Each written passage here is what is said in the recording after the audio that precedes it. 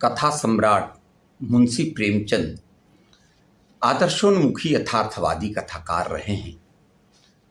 उनकी बहुत सारी कहानियाँ तो विश्व प्रसिद्ध रहीं, मगर एक कहानी है जिहाद, जो दो धर्मों के बीच आपसी रंजिश और जबरन धर्म परिवर्तन को आधारित एक कहानी है।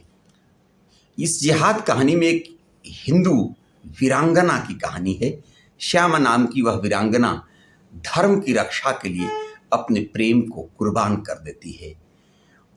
श्यामा के साथ धर्मदास नाम का एक सुंदर सलोना छरहरा वीर नौजवान प्रेम करता है, और वहीं एक खजानचंद नाम का अमीर जो पतला दुबला है वह भी प्रेम करता है। मगर चारित्रिक निष्ठा को देखते हुए वह धर्मदास का त्याग करती है और खजानचंद के ऊपर अपने आप को कुर्बान कर देती है।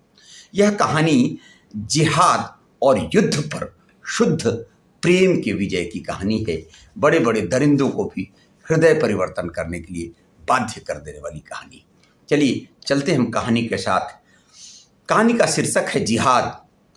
बहुत पुरानी बात है। हिंदुओं का एक काफिला अपने धर्म की रक्षा के लिए पश्चिमोत्तर से के पर्वत प्रदेश से भागा चला आ रहा था। पश्चिमी पर्वतीय क्षेत्र से भाग रहा था अपने धर्म की रक्षा के लिए। मुद्दतों से उस प्रांत में हिंदू और मुसलमान साथ साथ रहते चले आए थे। धार्मिक द्वेष का नाम न था। पठानों के जिरगे हमेशा लड़ते रहते थे। उनकी तलवारों पर कभी जंग न लगने पाती थी। बात बात पर उनके दल संगठित हो जाते थे। शासन की कोई व्यवस्था न थी। हर एक जिरगे और कबीले की व्यवस्था अलग थी। आपस में झगड़ों को निपटाने का भी तलवार के सिवा और कोई साधन न था। जान का बदला जान, खून का बदला खून, इस नियम में कोई अपवाद न था। यही उनका धर्म था, यही ईमान। मगर उस भीषण रक्तपात में भी हिंदू परिवार शांति से जीवन व्यतीत करते थे। पर एक महीने से देश की हालत बदल गई है।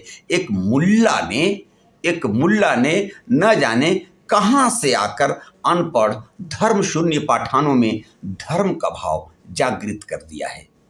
उसकी वाणी में कोई ऐसी मोहिनी है कि बूढ़े, जवान, स्त्री, पुरुष खींचे चले आते हैं। वह शेरों की तरह गरज कर कहता है, खुदा ने तुम्हें इसलिए पैदा किया है कि दुनिया को इस्लाम की रोशनी से रोशन कर दो, दुनिया से कुफ्र का निशान मिटा दो। एक काफिर के दिल को इस्लाम के उजाले से रोशन कर देने का सवाब सारी उम्र के रोजे, नमाज और जकात से कहीं ज्यादा है। जन्नत की हूरें तुम्हारी बलाएं लेंगी और फरिश्ते तुम्हारे कदमों की खाक माथे पर मलेंगे। खुदा तुम्हारी पेशानी पर बोसें देगा। और सारी जनता यह आवाज सुनकर मजहब के नारों से मतवाली हो जाती है। उसी धार्मिक उत्तेजना ने कुफ्र और इस्लाम का भेद उत्पन्न कर दिया है। प्रत्येक पठान जन्नत का सुख भोगने के लिए अधीर हो उठा है। उन्हीं हिंदुओं पर जो सदियों से शांति के साथ रहते थे हमले होने लगे हैं। कहीं उनके मंदिर ढाए जाते हैं, कहीं उनके देवताओं को गालियां दी जाती हैं, कहीं उन्हें जबरदस्ती इस्लाम की दीक्षा दी जाती है। हिंदू संख्या में कम हैं। एक वैसा क्षेत्र जहां हिंदुओं की संख्या कम है। हिंदू संख्या में कम हैं, असंगठित हैं, बिखरे हैं। इस नई परिस्थिति के लिए बिल्कुल तैयार नहीं हैं। उनके हाथ पांव फूले हुए हैं। कितने ने तो अपने जमा जगह को छोड़कर भाग खड़े हुए हैं। कुछ इस आंधी के शांत हो जाने का अवसर देख रहे हैं। यह काफिला भी उन्हीं भागने वालों में था। दोपहर का समय था। आसमान से आग बरस रही थी। पहाड़ों से ज्वाला सी निकल रही थी। वृक्ष का कहीं नाम न था। ये लोग राजपथ से हटे हुए पेचीदा औघट रास्तों से चले आ रहे थे। पग पग पर पकड़ लिए जाने का खटका लगा हुआ था। यहाँ तक कि भूख, प्यास और ताप से विकल होकर अंत को लोग एक उभरी हुई शिला की छांव में विश्राम करने लग गए। सहसा कुछ दूर पर एक कुआं नजर आया। वहीं डेरा डाल दिए। भय लगा हुआ था कि जिहादियों को कोई दल पीछे से न आ रहा हो। दो युवकों ने बंदूक संभाल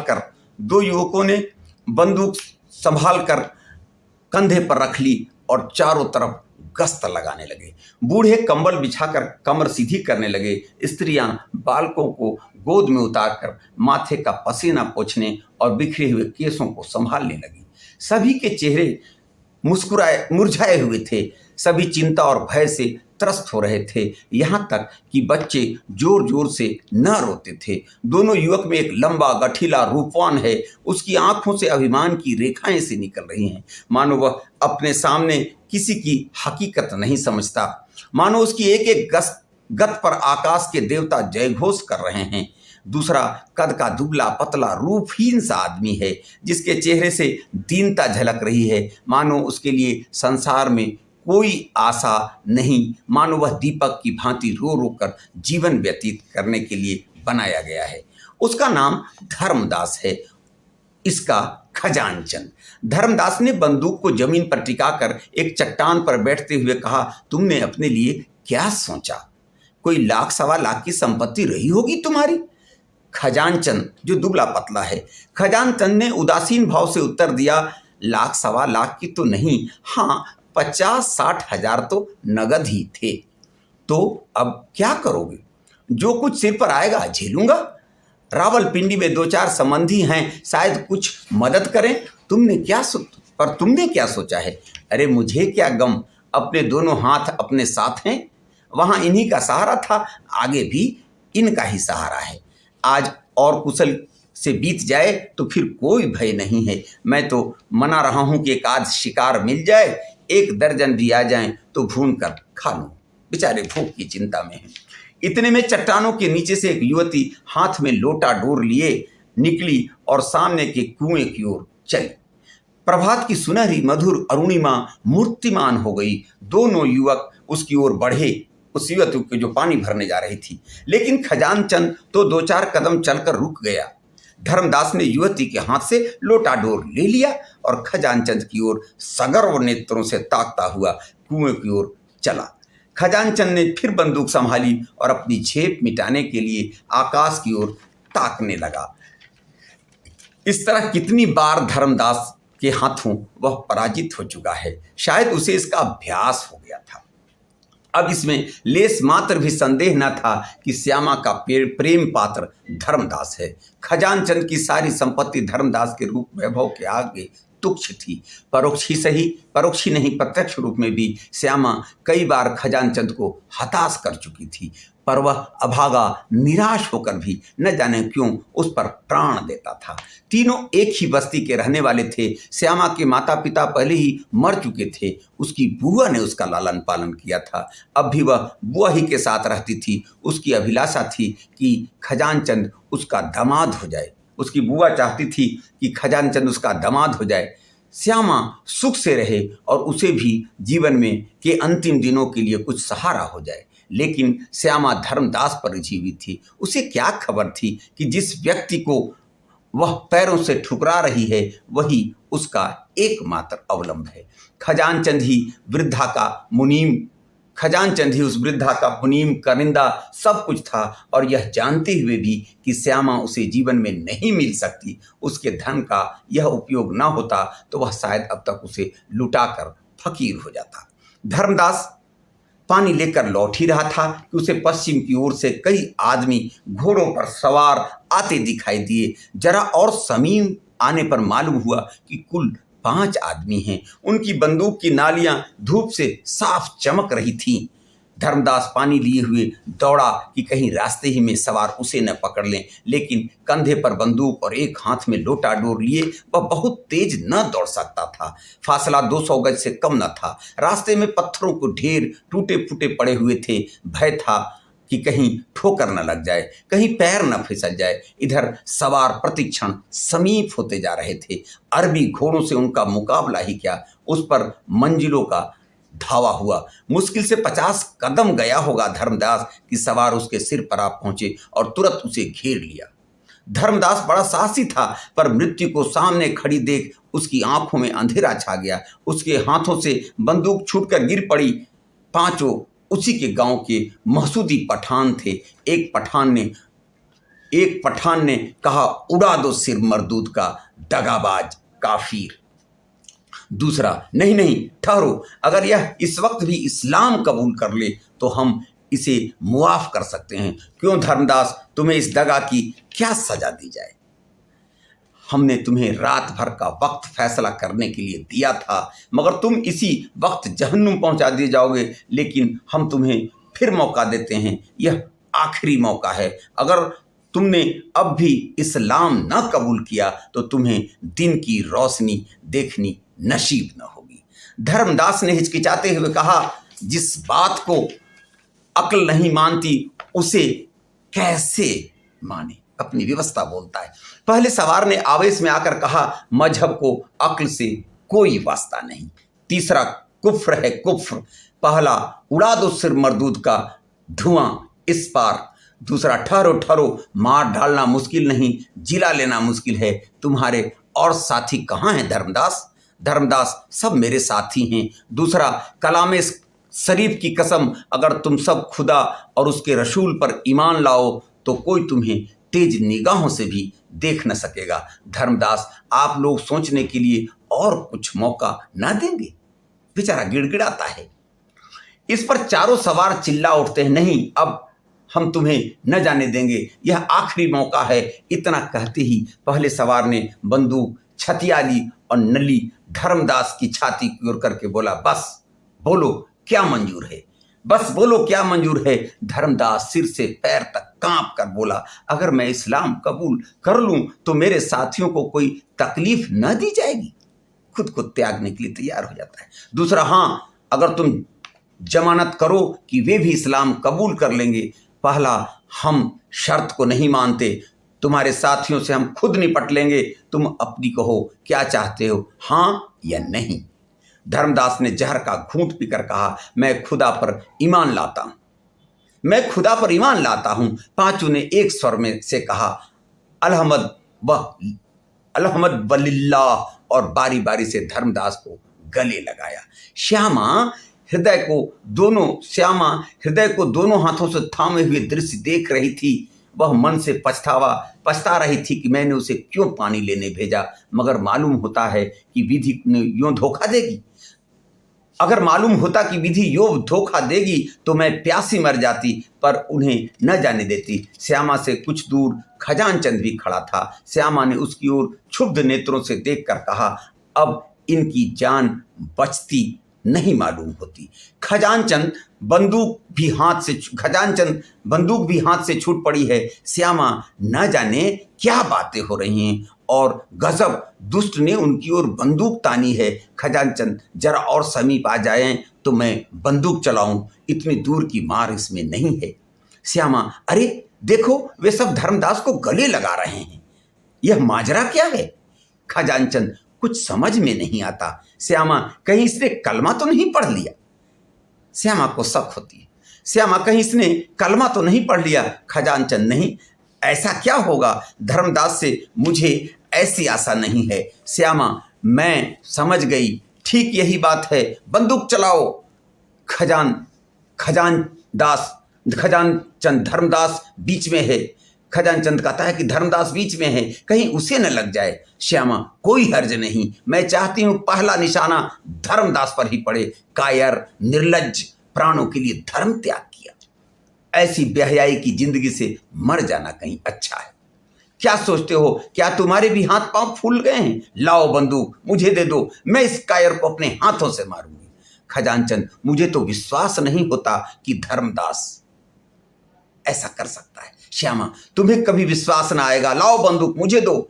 खड़े क्या ताकते हो? क्या जब वे सिर पर आ जाएंगे तब बंदूक चलाओगे?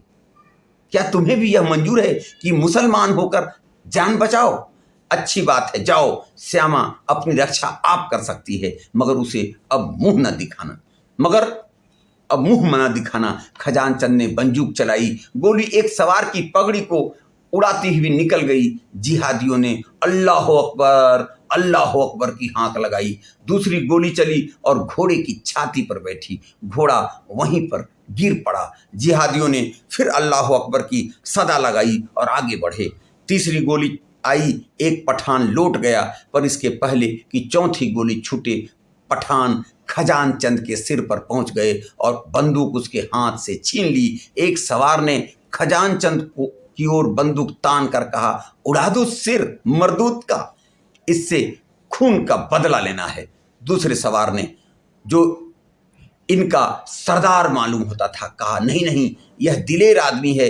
खजानचंद, तुम्हारे ऊपर दगा, खून और कुफ्र, ये 3 इल्जाम हैं और तुम्हें कत्ल कर देना ऐन सवाब है, लेकिन हम तुम्हें एक मौका और देते हैं। अगर तुम अब भी खुदा और रसूल पर ईमान लाओ तो हम तुम्हें सीने से लगाने को तैयार हैं।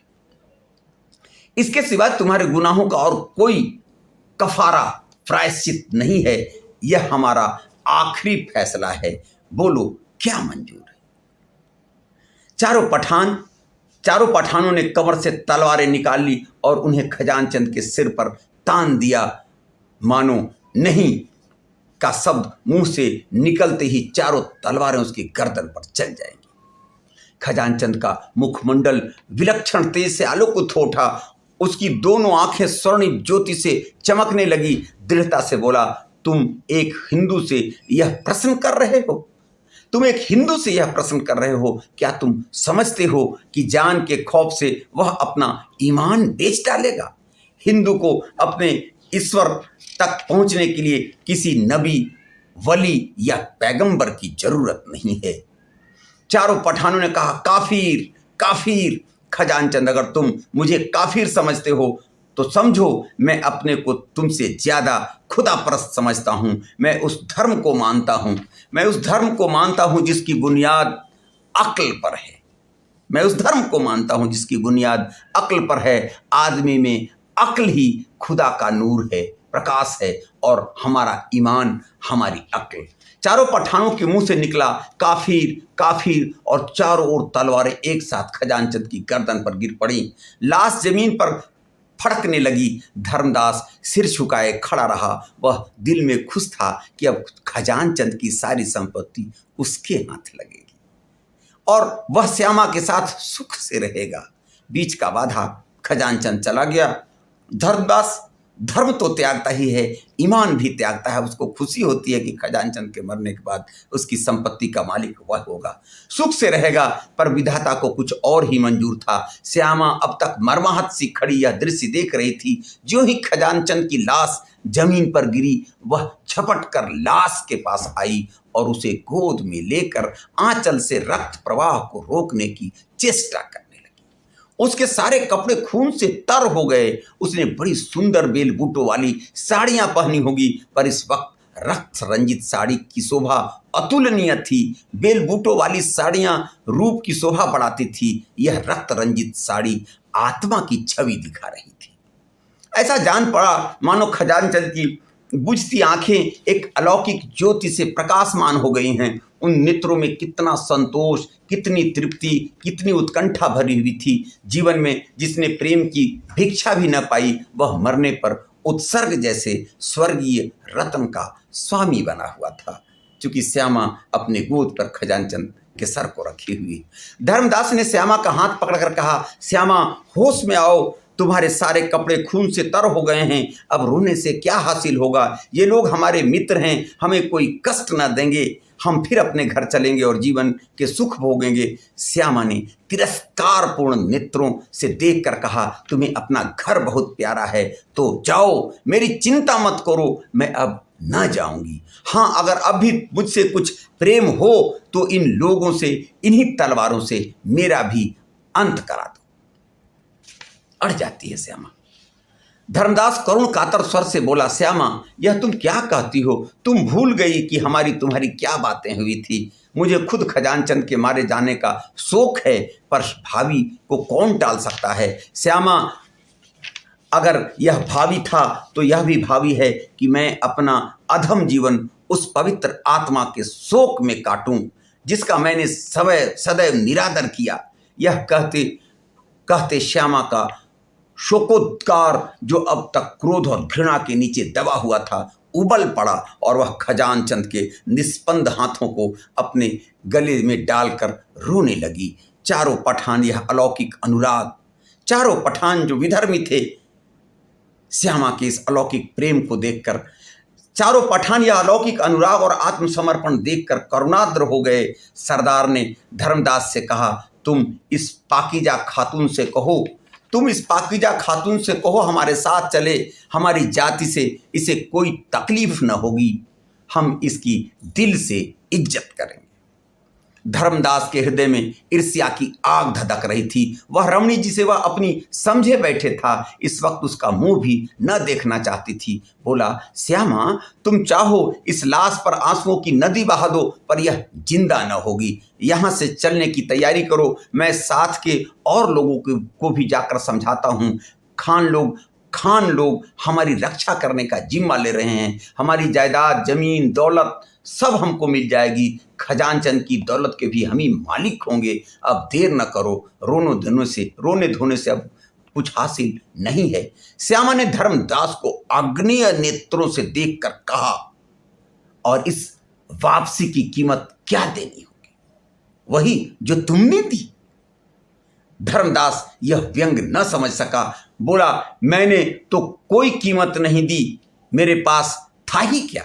श्यामा, ऐसा न कहो। श्यामा बोलती है, ऐसा न कहो, तुम्हारे पास वह खजाना था जो तुम्हें आज कई लाख वर्ष हुए ऋषियों ने प्रदान किया था, जिसकी रक्षा रघु और मनु, राम और कृष्ण, बुद्ध और शंकर, शिवाजी और गोविंद सिंह ने की थी। उस अमूल्य भंडार को आज तुमने तुच्छ प्राणों के लिए खो दिया है। तुम्हारे पास राम, कृष्ण, बुद्ध, शंकर, शिवाजी और गोविंद सिंह ने जो दी थी वह निधि थी। उस अमूल्य भंडार को आज तुमने तुच्छ प्राणों के लिए खो दिया है। इन पांवों पर लौटना तुम्हें मुबारक हो। तुम शौक से जाओ। जिन तलवारों ने वीर खजानचंद के जीवन का अंत किया, उन्होंने मेरे प्रेम का भी फैसला कर दिया। जीवन में इस वीरात्मा का मैंने जो निरादर और अपमान किया, इसके साथ जो उदासीनता दिखाई, उसका अब मरने के बाद प्रायश्चित करूंगी।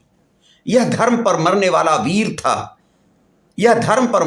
वीर था, धर्म को बेचने वाला कायर नहीं। अगर तुम में अब भी कुछ शर्म और हया है तो इसके क्रियाकर्म करने में मेरी मदद करो, और यदि तुम्हारे स्वामियों को यह भी पसंद न हो तो मैं सब कुछ खुद कर लूंगी। पठानों के हृदय दर्द से तड़प उठे, धर्मांधता का प्रकोप शांत हो गया। श्यामा के इस निर्णय के बाद वो जो विधर्मी थे उनका भी हृदय तड़प उठा। पठानों के हृदय दर्द से तड़प उठे, धर्मांधता का प्रकोप शांत हो गया। देखते देखते वहां लकड़ियों का ढेर लग गया। धर्मदास ग्लानि से सिर झुकाए बैठा था और चारों पठान लकड़ियां काट रहे थे। चिता तैयार हुई और जिन निर्दयी हाथों से ने खजानचंद की जान ली थी, उन्हीं ने उसके शव को चिता पर रखा। ज्वाला प्रचंड हुई। अग्निदेव अपने अग्निमुख से उस धर्मवीर का यश गा रहे थे। पठानों ने खजानचंद की सारी जंगम संपत्ति लाकर श्यामा को दे दी। श्यामा ने वहीं पर एक छोटा सा मकान बनवाया और वीर खजानचंद की उपासना में जीवन के दिन काटने लगी। जहां खजानचंद की मृत्यु हुई थी वहीं एक कुटिया बनाकर श्यामा रहने लगी। उसकी वृद्धा बुआ तो उसके साथ रह गई और सब लोग पठानों के साथ लौट गए, क्योंकि अब मुसलमान होने की शर्त न थी। श्यामा ने अपने समर्पण और त्याग के बल पर मुसलमानों के हृदय में परिवर्तन लाने का काम किया था।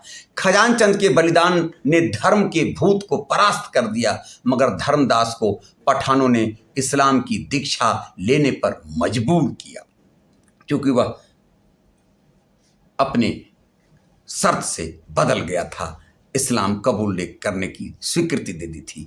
पठानों ने इस्लाम की दीक्षा लेने पर मजबूर किया। एक दिन नियत किया गया, मस्जिद में मुल्लाओं का मेला लगा और लोग धर्मदास को उसके घर से बुलाने आए, पर उसका वहाँ पता न था। चारों तरफ तलाश हुई, कहीं निशान न मिला। धर्मदास घर छोड़कर भाग गया।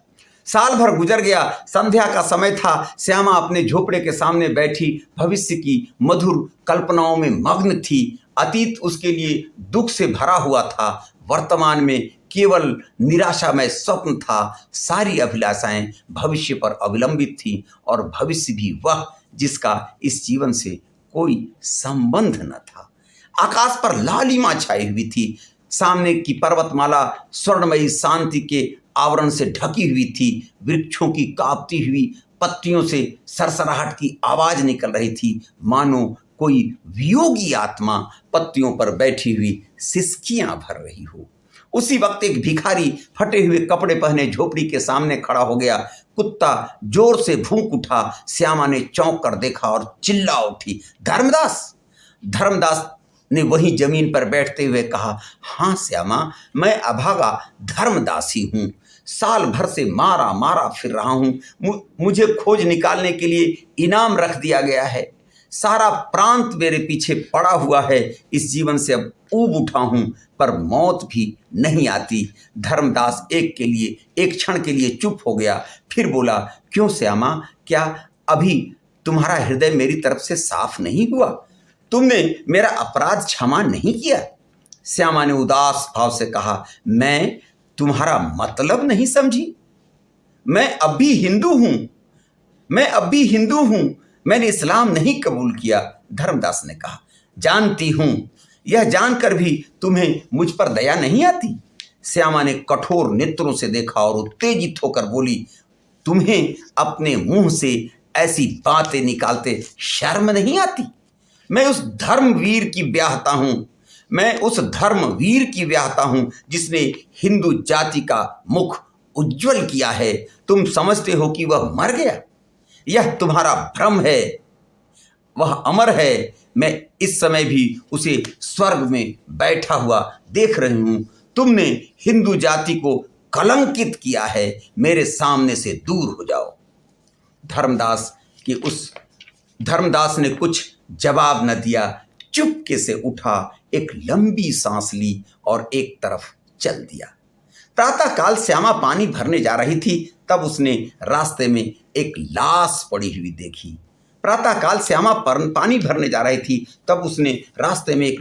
हुई देखी। दो चार गिद्ध उस पर मंडरा रहे थे। उसका हृदय धड़कने लगा। समीप जाकर देखा और पहचान गई, यह धर्मदास की लाश थी।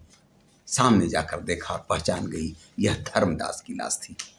आपने देखा कि श्यामा जिससे प्रेम करती थी, उसके चारित्रिक गिरावट के बाद उससे नफरत करने लगती है, और जिसके सामने सदैव दूरी बनाए रखना चाहती थी, उस धर्मदास की चारित्रिक निष्ठा, अपने धर्म, अपने मजहब, अपने ईमान के प्रति पक्कापन को देखकर उसके प्रति समर्पित होती है। जीवित जी तो प्रेम नहीं करती, मगर मृत्यु के क्षणों में उसकी चारित्रिक विराटता को देखकर उसके प्रति समर्पित होती है और उसी की होकर रह जाती है। धर्मदास भले इस्लाम नहीं कबूल करने का दंभ भरता हो, साल भर बाद उसके पास आता हो, मगर श्यामा को वह डुला नहीं पाता। आपने देखा कि एक श्यामा नाम की लड़की, जिसे हर तरह के दुख कबूल हुए, मगर अपने धर्म, अपनी आस्था को नहीं छोड़ सकी। वह खजानचंद की मृत्यु के बाद भी खजानचंद की होकर रह गई और धर्मदास के पल्ले उसने अपनी नियति को नहीं जाने दिया। अपने भविष्य को अपने दुखमय जीवन पर सौंप दिया, मगर धर्मदास का पीछा नहीं की, और धर्मदास भी लज्जित होकर मर जाता है। ये जो पठान थे, उन पठानों ने भी उसकी निष्ठा को देखकर, यह जो दारिंदगी थी उनके अंदर, धर्म परिवर्तन और कलमा पढ़ाने की जो चिंता, जिद्द थी, उस जिद्द से वो भी बदल जाते हैं। कहानी यथार्थ पर आधारित है, मगर अंतिम पुट आदर्श से भरा हुआ है। मुझको लगता है मुंशी प्रेमचंद की यह कम पढ़ी गई कहानी, कम सुनी गई कहानी आज हमारे आपके लिए प्रेरक है। हम धर्म के लिए अंधे हुए जाते हैं, मगर हम प्रेम से चाहें तो इस जिहाद को, इस युद्ध को रोक सकते हैं। प्रेम सारे युद्धों की समाप्ति का कारण हो सकता है। ये जिहाद शीर्षक कहानी प्रेमचंद के उन महत्वपूर्ण कहानियों में से है जिसके पुनर्पाठ की ज़रूरत है, पुनः समझने की ज़रूरत है, और इस कहानी को देखकर लगता है प्रेमचंद ने जो कुछ देखा था, महसूस किया था, युग को के सच को लिखने में कोई कोताही नहीं की। यह अलग बात है कि कुछ पंथ, कुछ वादियों ने उन्हें अपने धारा में घसीटने के लिए इन कहानियों को चर्चा में नहीं लाने का प्रयास किया, मगर वक्त और समय के अनुसार ये कहानी आज चर्चा में है। मुंशी प्रेमचंद के प्रति मैं अपनी निष्ठा व्यक्त करते हुए ये कहानी आपको सौंप रहा हूँ। विश्वास है ये कहानी अगर आपको अच्छी लगी हो तो अधिक से अधिक लोगों में शेयर करेंगे, लाइक करेंगे, सब्सक्राइब करेंगे और मेरे उत्साह को गति देंगे। चूँकि आप इस कहानी को जितने लोगों को सुनाएंगे, मुझको लगेगा मुंशी प्रेमचंद की इस कम सुनी गई कहानी को आपके बीच परोसने के लिए मैं स्वयं आनंदित तो हूँ ही, यह आनंद आपको भी प्राप्त हो। बहुत बहुत धन्यवाद।